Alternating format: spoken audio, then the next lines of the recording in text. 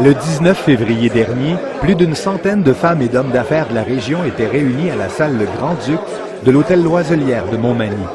Ils ont répondu à l'invitation de la Caisse Desjardins de Montmagny pour entendre l'économiste principal au mouvement Desjardins, Joël Noreau. Voici un entretien privilégié avec Joël Noreau. Au cours des prochaines minutes, elle parle de la situation économique régionale. Chaudière-Appalaches, là, si on considère l'ensemble de la région, il y a 10 MRC, il y en a au moins 5 qui, au cours des dernières années, ont connu une baisse de leur population.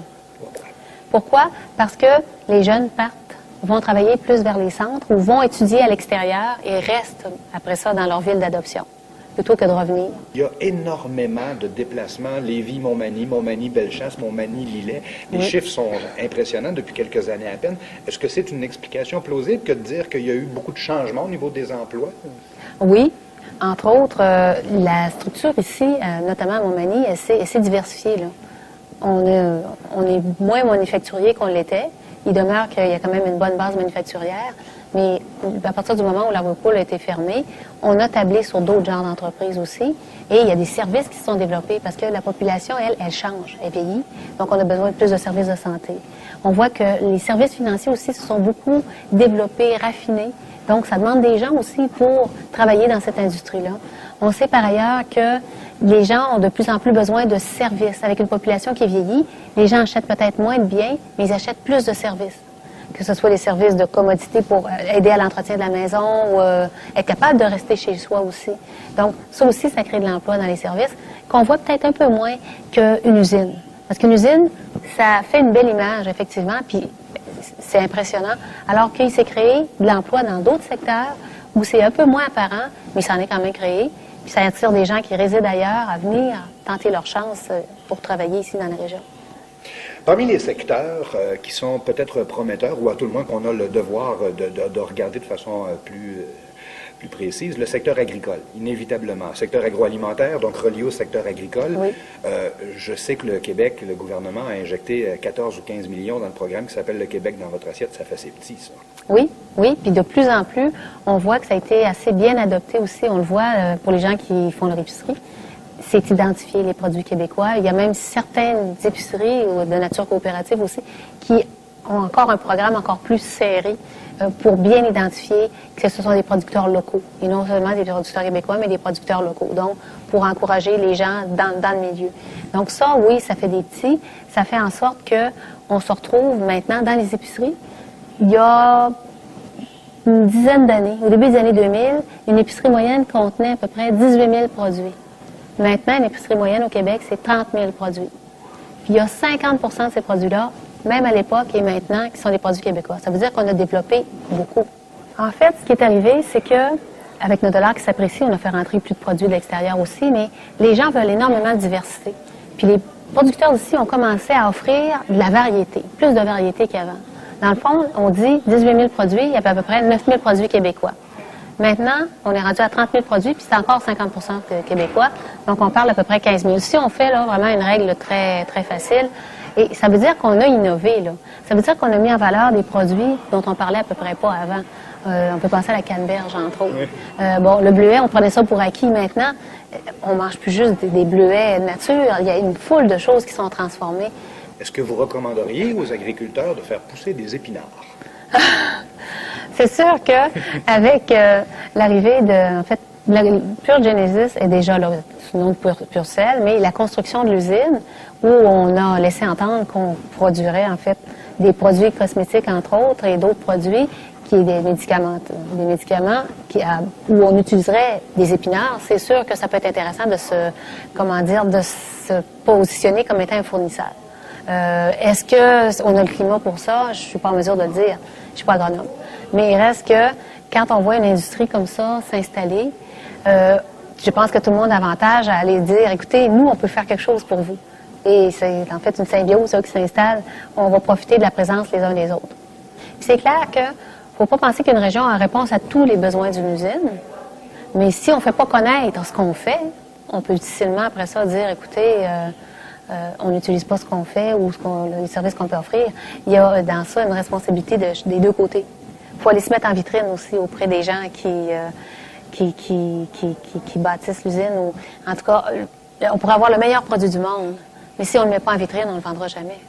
En fait, depuis que les prix de l'énergie vraiment ont commencé à augmenter considérablement, on a vu que le secteur du train, du rail, du transport par train ferroviaire, a commencé à reprendre ce qu'on appelle du poil de la bête, communément.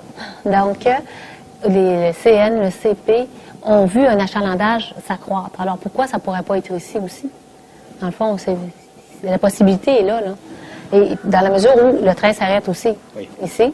Donc, ça, il faut justifier un certain achalandage ou une capacité d'être capable de justifier un arrêt. Mais il reste que c'est possible, effectivement. C'est jouable et peut-être rentable? Il faudrait faire les calculs, mais ça vaut la peine de faire les calculs, à tout le moins. Je parlais du bois, ça a Oui. peut-être un impact sur les métaux qui étaient en baisse l'an dernier. Oui, les prix des métaux étaient en baisse parce qu'on était en récession. Il faut voir que la plus forte demande des métaux, elle ne vient pas nécessairement des pays industrialisés, là, ou les vieilles économies comme la nôtre ou encore l'Europe. La forte demande de la Chine, entre autres, fait en sorte que on craint toujours de ne pas arriver nécessairement à livrer tout ce qu'on pourrait, tout ce qui est demandé. Donc, dans ce temps-là, on voit que les prix montent. Puis ça a monté très fortement alors que l'économie mondiale roulait à fond de train en 2007-2008. Et en 2009, les prix ont considérablement baissé. Pendant que les prix baissaient, on n'a pas fermé toutes les mines. On a continué à produire un peu, mais à un rythme moins grand, mais on a vu que les stocks montaient. Fait que là, les prix sont considérablement diminués par rapport au sommet qu'on a vu en 2007-2008. Mais ce qu'on anticipe pour 2010, c'est une remontée des prix des métaux, mais pas au sommet qu'on a vu précédemment en 2007-2008, parce que la demande recommence à s'affirmer encore. Là. En Chine, tout est à faire. Tout est à faire. En fait, il y a encore beaucoup à faire. Prolonger les réseaux ferroviaires, il faut qu'ils se bâtissent des centrales énergétiques, des barrages, il faut qu'ils électrifient une grande partie du territoire. Il y a encore beaucoup de choses à faire. Donc, ils ont besoin considérablement de métaux. Même phénomène en Inde également. Peut-être qu'ils sont plus avancés au niveau scolarité, mais il reste qu'au niveau des infrastructures, il y a encore beaucoup de travail à faire. Donc, la demande très forte de ces pays-là va faire en sorte que ça va soutenir la demande pour les métaux et les prix vont se relever graduellement. Il y a encore un marché pour nous ici. Oui, mais il faut voir que ces données-là sont périssables, par contre. Il est considéré comme tel. C'est ça, il est considéré comme tel. Donc, il faut aller voir les mises à jour sur le site de Desjardins, mais il reste qu'elles sont en date du 16 février 2010 et il faudra être bien vigilant dans l'utilisation ou si on reprend ces données-là, faire en sorte qu'on aille voir s'il n'y a pas des mises à jour qui sont faites. Je vous en pose une petite dernière qui n'était pas de la rencontre de ce matin parce qu'elle importe quelques gens ici. Il y a des investisseurs qui ont investi dans les presses du fleuve. Maintenant, il y a entre Transcontinental et Québécois une espèce de guerre de distribution d'imprimerie. Ici, on a une certaine indépendance, mais c'est Transcontinental qui distribue le matériel qui est produit dans le coin. S'il y avait des changements au niveau de ces deux grandes compagnies, est-ce qu'on peut, nous, ici, maximiser d'une certaine façon sur ce qu'on a déjà d'acquis, c'est-à-dire une presse efficace, qui a déjà de bons contrats? C'est des stratégies d'entreprise. Moi, je suis pas au fait des stratégies de chacune de ces entreprises-là. Mais il y a une chose, c'est qu'on peut, en tout cas, qui se révèle être vrai dans le secteur de l'imprimerie, c'est un marché de proximité. Et ça veut dire ça que faut être le plus près possible des gens à qui on destine notre papier, notre journal ou tout ce qu'on a acheminé. Question de coût? Question de coût, effectivement, parce que ça coûte cher. Ça coûte cher en énergie, puis du papier, c'est pesant.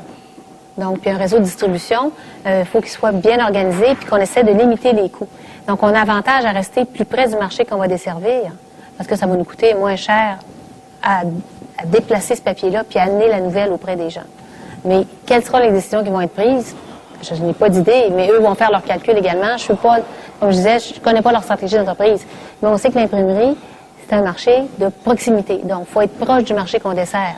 Donc, mais les coûts, le travail doit être fait avec la calculatrice pour voir ce qu'il en coûte d'acheminer à partir d'ailleurs. Les gens qui auront à conclure, concluront sur ce que vous venez nous apprendre, tout simplement. Merci beaucoup, Joël Noreau, économiste chez Desjardins, de cette conférence. J'espère que vous serez de retour l'an prochain pour nous apprendre encore une fois comment ça va dans la région. Faites vos comparables pour les gens qui viennent s'installer pour déjeuner avec vous. Merci. Merci beaucoup.